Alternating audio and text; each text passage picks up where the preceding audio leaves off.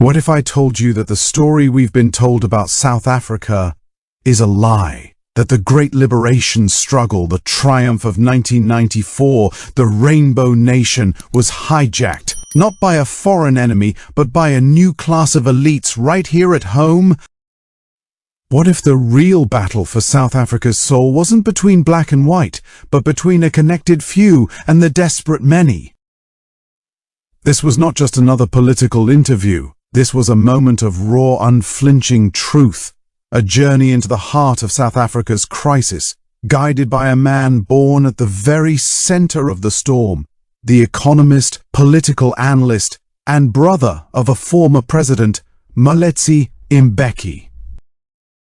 South Africans, I need you to come with me on a journey. I need you to cast your mind back, not to the pain of the past, but to a single, shimmering moment of hope. The moment all South Africans stood together, hearts bursting, believing that after the long night, a new dawn had finally broken. South Africans voted, embraced, and became a rainbow nation. But what if I told you that in that very moment of our greatest triumph, a silent coup was already taking place? Not a coup of soldiers and tanks, but a coup of class and connection. What if the dream of 1994 was hijacked before it even left the ground? This isn't a conspiracy theory. This is the devastating first-hand account from inside the very heart of the liberation struggle. In a conversation that should be echoing through every corner of this nation, a voice from one of South Africa's most storied political families laid bare the truth, and it changes everything we thought we knew. He begins by dismantling the most sacred cow. Who took power in 1994? It wasn't the people. It wasn't even the ANC as a movement of the masses. He looks into the camera and delivers the verdict with chilling clarity. Power was seized by the black African middle class in alliance with organized labor. Let that sink into your very soul. The freedom fight, the sacrifice, the tears, it was co-opted by a specific class of people. And this new elite had a fatal defining difference from the old Afrikaner nationalist one. The Afrikaner elite were landowners, farmers. They used the power of the state to build infrastructure, railways, silos, roads, to make their farms and businesses profitable. They had assets to protect and grow. But this new black African middle-class elite, he tells us they owned nothing. No land, no factories, nix. Their only asset, their only path to wealth was the state itself.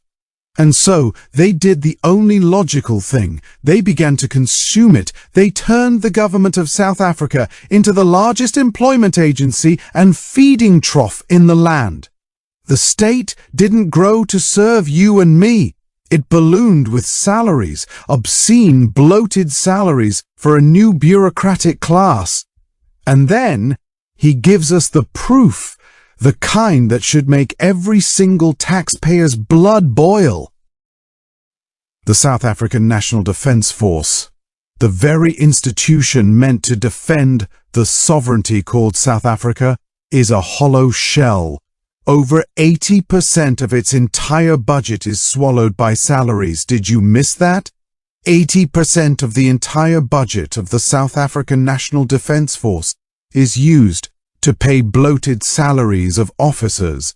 Less than 20 cents of every rand is left for bullets, for helicopters, for the boots and rations that keep our soldiers alive.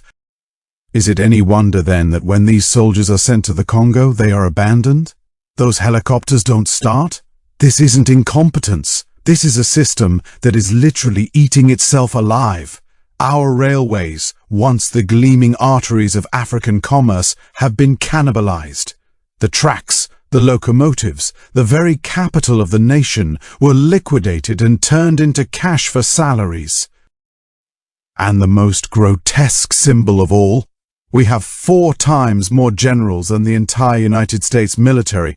4 times! Can you recognize the madness? For an army that can barely parade, this isn't a state.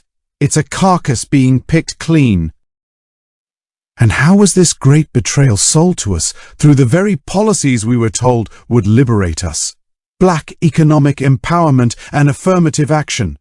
But here comes the bombshell that should shake our politics to its foundation. He was there, in the ANC's research department in exile, and he states, with an authority that cannot be questioned, that black economic empowerment was never, ever ANC policy. I repeat, the black economic empowerment was never, ever ANC policy.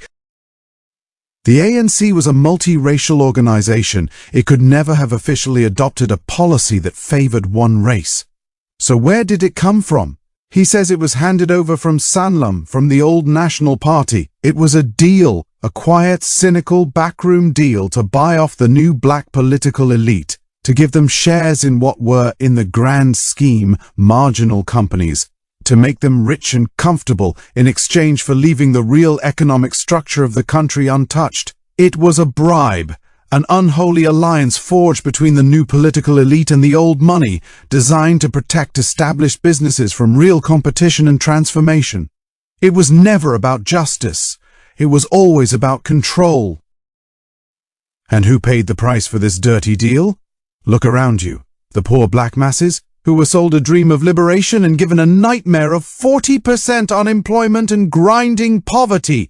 The colored community who stood shoulder to shoulder with the ANC in the defiance campaigns of the 1950s were deliberately sidelined and told they were not black enough.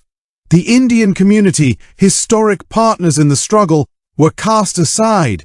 And yes, the white South Africans who voted for the ANC, who believed in that multiracial future with every fiber of their being, who handed over power peacefully, were also left out in the cold. They too were betrayed. This was the great unraveling. A movement built on a broad alliance was systematically broken apart, piece by piece, until all that was left was a small, connected elite feasting at the table, while the rest of us, black, white, colored, Indian, were left fighting for scraps outside the gate. So where does this leave us now? The ANC is dying. It's fragmenting, splintering into a dozen pieces, all fighting over the last pieces of the pie. And the future, he says, rests on one burning million-dollar question: what will the DA do? But the DA, he argues, faces its own existential crisis. Its guiding philosophy, liberalism, is a marginal ideology in South Africa. It's the ideology of the English-speaking whites, the only group who were never colonized. It's not the ideology of Africans, Afrikaners, coloreds, or Indians. For the DA to become a party of the majority, it must jettison liberalism and embrace what he calls developmentalism. It must have a burning, urgent plan for the 40% of our people who have no work, no hope, no future. It must be willing to do the unthinkable, to take on the bloated, consuming black African middle class within the state, to cut their salaries and redirect that river of money away from consumption and into investment, into infrastructure, into ports, into power, and most importantly, into the human capital of our people. He leaves us with a final profound thought that redefines who we are. South Africa is not a European country. We cannot model ourselves on Europe. Europe never had slavery. We are part of the New World, like the United States, Brazil, and Jamaica, countries forged in the fires of colonization, slavery, and the genocide of indigenous peoples. Our path to success does not lie in European-style welfare, but in the true, undeniable secret of American success: massive, relentless, uncompromising investment in human capital.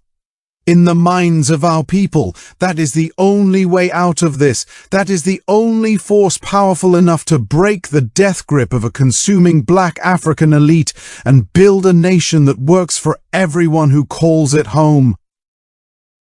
This conversation was a lightning strike in the dark. It gave a name to the sickness we have all felt in our bones for years. It exposed the great, painful, heartbreaking lie. And that is why we have to have these conversations. That is why we must have the courage to speak the truth, no matter how much it hurts, no matter who it angers. If this story moved you, if it reached into your chest and twisted your heart, if it gave you a flicker of clarity in the overwhelming darkness, then you cannot let this be the end. This cannot be a whisper in the wind. It must become a roar. Please, I am begging you, like this video and subscribe to this channel. We are building a community here, a sanctuary for the conversations that matter, for the truths that need to be told. Share this with everyone you know. Send it to your family WhatsApp groups. Post it on your Facebook. Talk about it in the taxi, at the braai, in the boardroom. Start the argument. Have the fight. We have to break the conspiracy of silence. And if you are able, if you believe that South Africa deserves a future built on truth, please consider supporting us directly through channel membership or the super thanks button. Thank you for watching. Now, let's get to work.